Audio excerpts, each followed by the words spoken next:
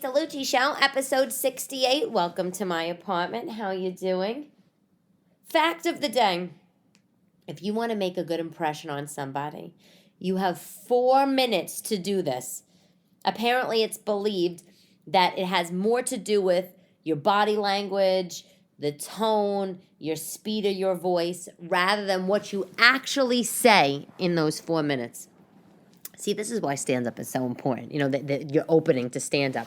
Because if that's really true, which it's a fact, so I'm going to say that we're going to go on the ledge and say it's true, is that you have 4 minutes for the crowd to make a decision if they like you or not. And it doesn't even matter what you say, apparently.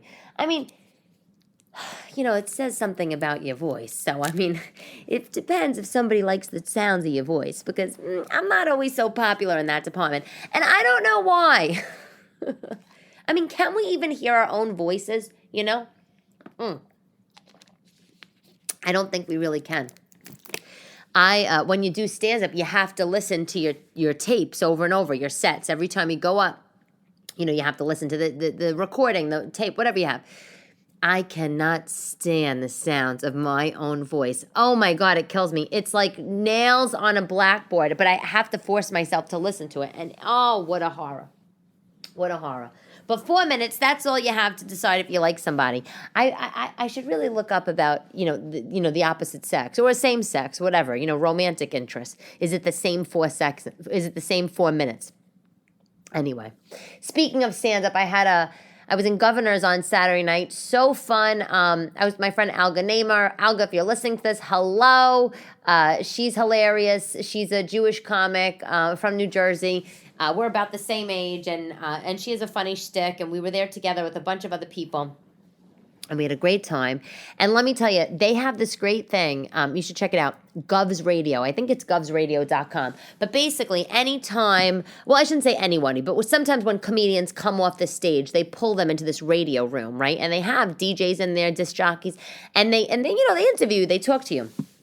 So they pulled, when I got off the stage, they asked me to come into the radio room and talk. And it was so fun. It was so fun. The night I was up there was June 12th, and I think it's called Live from the Green Room or something. And you could go, if you want to listen, you could go to Govs Radio. It was the 8 o'clock show, and it's from 8 to 10, their radio show. And I think I'm on it right about in the middle. I think I go on at maybe an hour and 15 minutes into the radio show.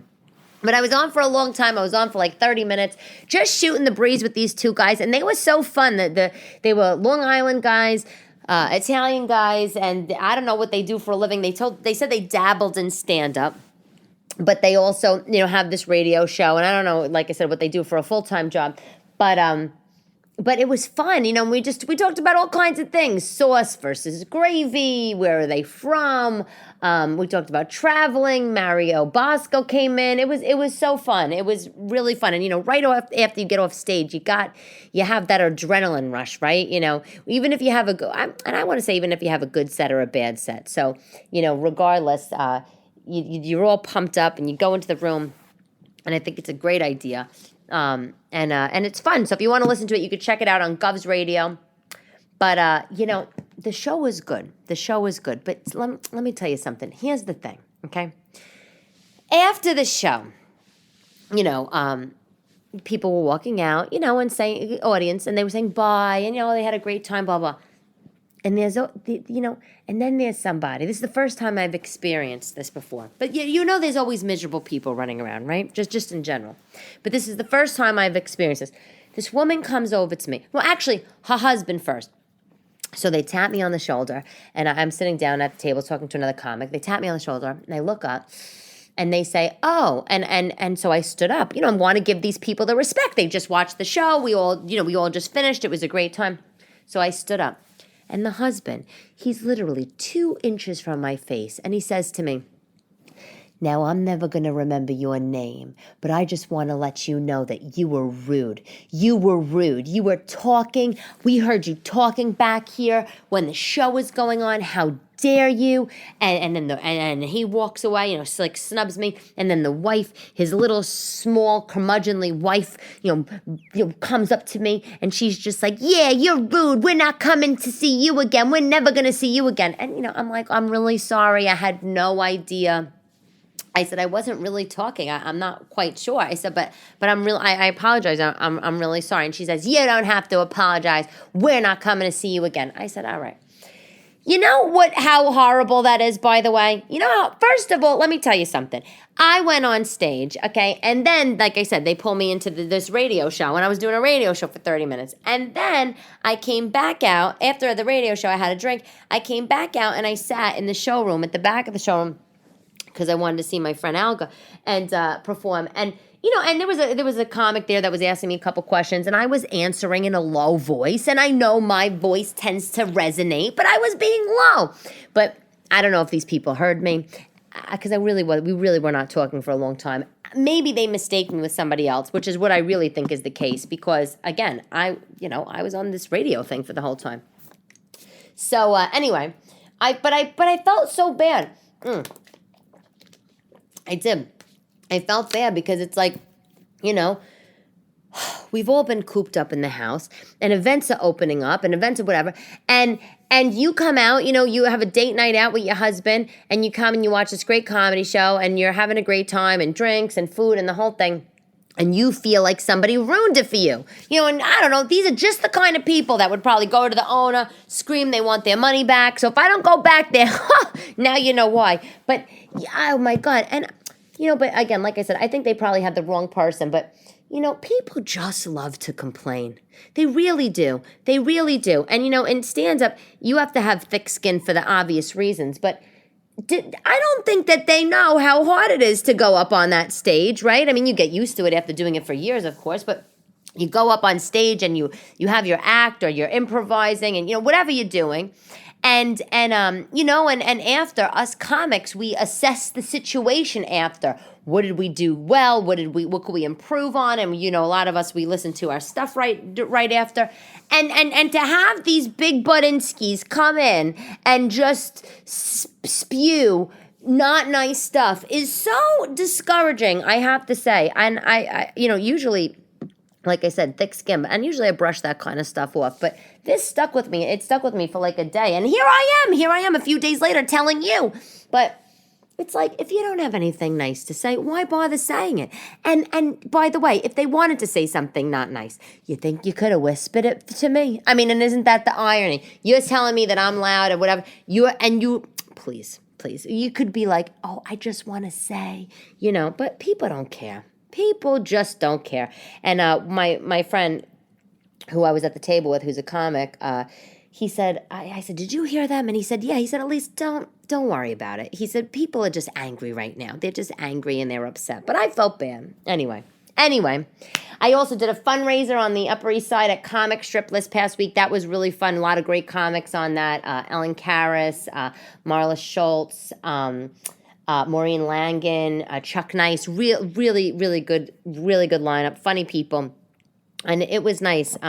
It was a fundraiser for someone's husband who had passed away in 9/11, and I think that they donate, the money to some charity. But it was good. It's been good. I went to Walmart. On Long Island before my show, and I got to tell you, it's looking decent in there. I'm usually a Target shopper. I like Target. Whatever. I like Target. But the clothes, as you know, have been hideous in Target. So these people on TikTok have been saying, oh, Walmart's like up in their game. And they have been. They have this brand for women, Scoop. They have a brand in there, Scoop. And Scoop used to be a store down in Tribeca on Washington Street. And it would be a little boutique store. And they made the cutest stuff. And everything was a fortune. Shirts were like, I don't know, $120, $150, whatever. Designer styles, beautiful fabrics, and I don't know what happened to the store. I know that they closed down, but I didn't know what happened to the brand. And I guess they decided to make a line for Walmart, and they have the labels on, the same label and everything. I'm sure the fabrics are different or whatever. Not the Walmart prices, though. You're not going to get one of these scoop shirts for like $10. I mean, I think the prices were like $25, $30. If I'm at Wall Street, if I'm at Walmart, I'm expecting the rollback. I'm expecting John's bargain basement prices. I don't go into the women's section at Walmart with the cement floors and clothes that could barely fit on the kitty plastic hangers they have and expect to spend $30 on a shirt. But I will say, cute stuff. And also Sofia Vergara, the actress, she has a line of clothes that she's doing for Walmart. And I'm so thirsty. I apologize. Cute tops, little cute linen tops, spaghetti strap with the bow. But again, the price, not for me. $30. And when I say not for me, of course I spent $30 on a top. Of course come on. But in Walmart, but I will say everybody that has told me check Walmart, they were right. They were 100% right. I'm not going to go all across the board and say Walmart's the new Target. I can't do that. But, the thing is Walmart. And this is guy section, girl section.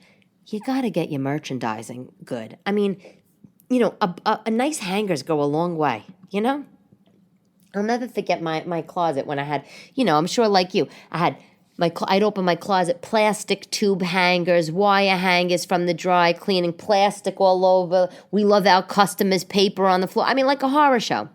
And, 5 or so years ago, my girlfriend told me, go to the Container Store, get the velvet hangers, the slim velvet hangers. I did.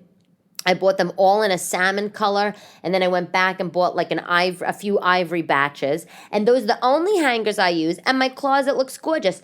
And it doesn't even matter what I have hanging on the hangers. It just is the look. It's the look, like the voice.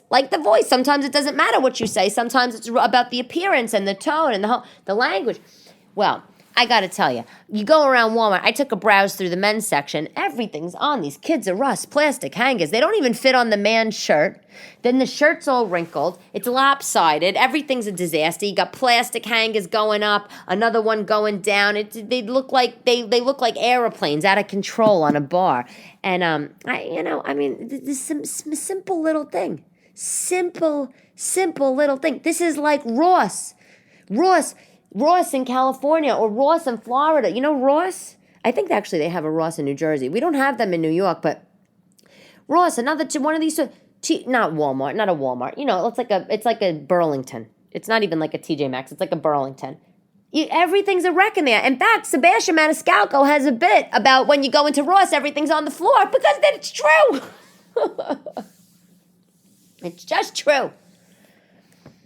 I went to my aunt's house last week. She made the zucchini noodles, I had them. She didn't, not with sauce and cheese, not like, substituting spaghetti. Obviously, that's how a lot of people eat them. But she just did a little garlic and oil. She sauteed the noodles, because obviously you're not boiling them because it's just, the zoodles, the zucchini noodles. And it's just a little salt and pepper. Delicious. I bought the noodles, the zoodles. They went bad. I'm so disappointed. I was going to have the zoodles last night, and then I go in the fridge, and I'm like, oh, man, soggy. I hate when that happens. It's funny, when my kids aren't home, when they're at their father's house, the food in the fridge, it just doesn't get used. And I cook, but, now things are opening back up. Everybody's excited. And I'm sure you heard the news because I'm recording this actually on Tuesday. I usually post on Tuesday, but I'm recording on the Tuesday, that New York is going to open back up. Here's the thing, though. I text my ex-husband. I said, when I saw the post, the news articles come out, after 472 days, whatever it is, New York's finally going to open up because we're at 70% vax, 70% of the people are vax. Yay. I text my ex-husband. I said, this might sound bad, but is there a part of you that, doesn't really want things to open back up? He's like, what are you saying, Elyse? I said, it's not that I don't want things to open back up. I do, and I'm a performer. Of course I want things to open up. We need the tourism to come back and all this. But it kind of was nice at certain parts of the pandemic. I think we're going to start to see a lot of articles and people saying, actually the pandemic was kind of nice. We complained because of the unknown. We complained because of the threat to our health. We complained because of the deaths, and of course, we complained, but it was kind of nice. I was able to get a parking spot anywhere in Manhattan for months. For months, I didn't even have to loop around the block. It was a beautiful thing. It was a beautiful thing. And as I've said a bunch of times, the work-life balance, oh my God, what a change in life. What a change in life. Oh, and some companies are sticking with it. But to ask people to go back, I was just on the phone with one of my friends, one of my guy friends. We met in college. And his company went back to the office this past week. He works in finance. And he only lives 20 blocks from his office, and he's a single guy, and he has no kids, and the whole thing. And nice Greek guy. And the thing is he's like, Elyse, it's so inefficient to go into the office. I was like, yeah, but you live like 30-minute walk. I mean, you very casual stroll to the office, 30 minutes. He's like, yeah, it is. He's like, but I gotta go. I gotta sit down. I gotta be there. He's like, I can't do my laundry. I can't make my food. I can't, blah, blah. He's like, I want to be home. And he has a place in Southold. He also has a place, he lives in the city, but he has a place in Southold, Long Island. And he has to now go back to architecting his schedule on when he could go out to his summer home. 1% problems that he's talking about here. But my point is, it's a waste of time. We don't want to go back into the office. We don't want to go back into the office. Oh, we, at my company, I had a new girl. I don't know if I said this last week. If I did, I apologize. But I had a new girl start on my team, right? And her father is a big shot on the board. And she lives in the city at home with her family. She's young. She just got out of school. And she is got an office at my company in Manhattan, whereas I am in the executive offices in the headquarters in Long Island. But now I'm not, because I'm home. But I went to go work with her for a couple of days. 20 minutes from my house. 20 minutes. Beautiful ride down the bus. A beautiful quick ride on the bus. But yet, I have people wanting me to drive an hour and a half. No, this is crazy. This is crazy. I went to a bridal shower this weekend in Staten Island. This place, my cousin Nick, his fiance Stephanie, so cute. She had an Alice in Wonderland theme. The place was called E.J. Michaels. You know this place? It's in Staten Island. And I know not all of my listeners are in the tri-state, but it's a tiny little catering hall all the way in Staten Island. I just wanted to mention it. The food was good. It was an adorable place, and it was like a house it was like a big house that they made that's on a regular residential block that they made into a catering hall. I'm sure all the neighbors are really happy about that. And it was nice. It was cute. And it's like you go to these catering halls and you have to book all dates in advance. And I'm sure this place is similar, but it felt homey. Even though it was set up, the catering hall, tables, the rugs, the Italian trellises on the wall, big, parquet dance floor. But it was a very cute place. And, it was nice. It's nice. It's so funny because one of my divorced friends, she goes, why are you going to that? Why? Why are you going? You want to go to a shower? I said, yes, I want to go to the bridal shower. Why wouldn't I go? I want to go celebrate them, their upcoming nuptials. And she's like, but you're divorced. It's miserable. It's not miserable to me. I think it's fun. It's cute. It's funny. It's cute. I remember when it was my shower, besides the fact that my ex-husband was horrified, my British ex-husband, because in his country, they don't have showers. In fact, my ex-mother-in-law... very difficult lady. She was very lovely, but she was like a hippie, and which nothing against hippies, but it's a little bit like oil and water with the big New York Italian family. I remember I was having my bridal shower, and she says, "Oh, the British women. We don't believe in showering women with gifts, Elyse." And I was just like, "Oh, please, get out of here!" Go have a cup of tea. I honestly, really, we don't. Nobody woke up and said, "Today I want to be showered with gifts." No, it's just a tradition, and it's a nice thing, and it's a nice, fun thing in a girl's life. She was such a naysayer, that one. But I liked going to the shower. I didn't care what my friends said. Now, if I had to go to one shower a month, that would be another thing, Yeah, and we all have those friends, right? You have that one friend that gets invited to every wedding. She's in everybody's bridal party. That I couldn't deal with. If I was divorced, I don't want to hear all that. I don't want to hear all that. You know this guy, Dan Bilzerian? Do you know this guy? So I was on the couch, right, talking to my boyfriend. And he says to me, Elyse, you know this guy, Dan Bilzerian? And I might be even butchering his name. I said, no, who is he? He said, oh, he's an actor, and he's a poker player, and he sleeps with 17 women a week. I said, what? He said, yes. I said, why? My boyfriend says, I don't know, because he can. Let me tell you, okay, this guy, let's talk about this guy, Dan Bilzerian. He's an actor, maybe air quotes actor. He's a poker player. 1 year, he made $47 million playing poker. Okay. I don't play poker, but I went to a Wall Street charity tournament 1,000 years ago with my friend Bess. Bess, if you're listening, hello, call me. I think she actually listens because she emailed me not too long ago. But anyway, we went and we saw, Annie Duke and all these famous poker players playing, and they played against the big David Einhorns and, all the big, Wall Street movers and shakers. And it was great. It was awesome. I don't remember this guy, but maybe he was there.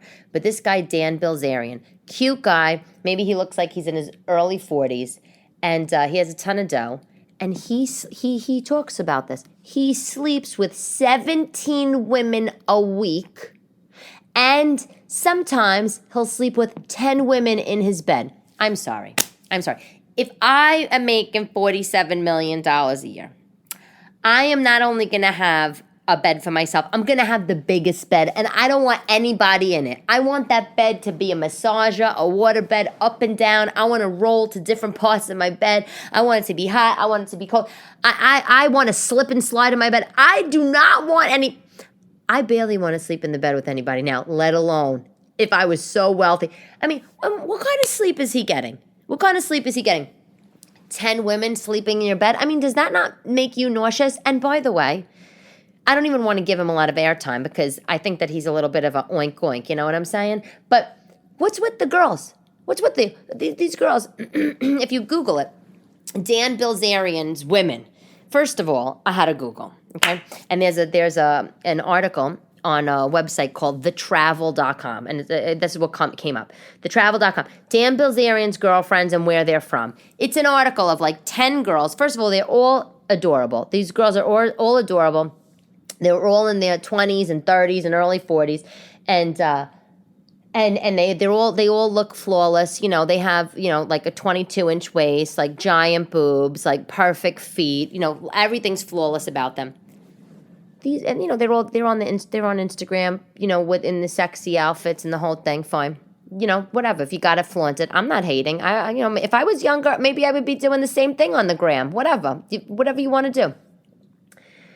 But girls, you are all so cute. What are you doing? You're going to cat scratch with one of your fellow friends to go after this guy? Why? And sleep in the bed with him and 9 other women? Why? Because he's got a smooth 47 mil in the bank? Fuck him. Go make your own money. Really? I mean, you're so cute. You could go be a model. Then that's what you want to do. Do Playboy. But really, that's never been my thing. That has never been my thing. And my ex-husband will say that about me. I like men that are successful. Don't get me wrong. I like men that can hold their own. I like men that treat women really nice. But I have no desire. I never had a desire to go be with somebody that just because they have a ton of money. And I mean, where are your standards, girls? You're going to go be with this guy because he has a ton of money, but he's dating all these other girls. There's no loyalty. And if you think you're going to be the one to change him, if you think he's going to marry you, sorry. It never works like that. It just never does. But I said to my boyfriend, can you imagine dating 2 women at one time? Forget 10. Forget 17 dates in a week and sleeping with 10 in the bed. Can you? He said, no, Elyse. He said, no. He said, you are so exhausting. You are such a handful. He said, I cannot imagine dating 2 of you or 1.5 of you. I couldn't think of anything worse. And I said, oh, thanks. But, I mean, really, you know what? This guy, Dan, what he probably does? He probably takes one for lunch, one for dinner, probably just lets them talk. He probably just sits there, or he just talks and they just sit there. It's not a genuine relationship. Anyway, he's the he's the playboy of the minute, apparently. But all the girls, you're all gorgeous, you're all dolls, but really, I don't know. It would be nice if all these girls would come together, right, and just be like, you know what, fuck going trying to get a guy that one of these kind of guys, right? Like, we're going to make our own money. We're going to do our own thing. That would be more of an inspiration to all of the young girls out there watching. But instead, we got all these girls wearing little floral mini dresses, trying to show their boobs, wearing bikini tops upside down and white chunky sneakers, going around thinking that their life's goals should be Instagram model, a vlogger, get a Lambo, and a rich guy. I mean, I'm not raising my daughters like that. My older daughter, she's really smart. She likes a lot of things, science and math and all this stuff. And I tell her, you're going to go to Stuyvesant. You're going to go to Stuyvesant High School. You're going to be a doctor or a scientist. You're going to be wonderful. My younger daughter, totally dramatic. Her, I said, you're going to go to LaGuardia. You dance, sing, whatever. My older one plays the violin. And you know what? It's like, I'm raising strong girls over here. I'm not raising my daughters to meet a guy. Not for me. And I'm not even gonna. And by the way, let me just say this to you, okay? The taking of the last name. I'm sure you girls listening probably took the last name, and for the guys listening, maybe your wives took the last name. When I was married, I took my husband's last name. I regret it, not because of any very strong left feelings or feminism. You know what? It was just too much work. It was just too much work. And by the way, I got married when I was 27. I got engaged at 26. I lived my whole entire life with my maiden name. Everything. Jobs, this, that, and then what? Just because a man puts a shiny rock on my finger and then I go and have a ceremony in a church means that I should change my name to your name. Now, I am a traditional person. I'm very traditional. I like a traditional family. I like all traditional values. But the changing of the name is so exhausting. You know how much paperwork you have to go through and all that? And then, in my case, you get divorced. And it's like, well, great. Now I've established, I should not just because I was working and I had a career before I got married, of course. I started my career before I got married, but it's like I'm further established in my career, and now I'm all verklempt in my head. My legal name is my ex-husband's name. I use that name for work. I have my maiden name, and I try to use that in my personal life. And I try to get my mail, to my maiden name, but then it comes with the married name. I don't even know who I am anymore. Sometimes I walk around and by the way, my married name is a British married last name. And it's it's fancy sounding. It's ridiculous. So it's like, the second you see my name on paper, you think someone else is showing up, and then I show up in a leopard velour jumpsuit, sounding like the love child of Joe Pesci and Marissa Tomei, and and it's a whole thing. Anyway, speaking of love child and Brooklyn people. Lisa Marie, One Funny Mommy. Do you listen to her? I watch her on TikTok. If you follow me on TikTok, there's probably a good chance that you follow her as well. She's a mom from Brooklyn, Italian mom, and she does these funny little bits. And whatever. And she's funny. I don't know her personally, but we have a mutual friend. So here's the thing. She's on the road. She's on the road with the show. And I don't really understand. And maybe you can help me understand, because and lots of comics say this. Like for us comedians, a lot of us have full-time jobs, and of course, if you have the good fortune of stopping your full-time job one day and your comedy could take over, that's amazing.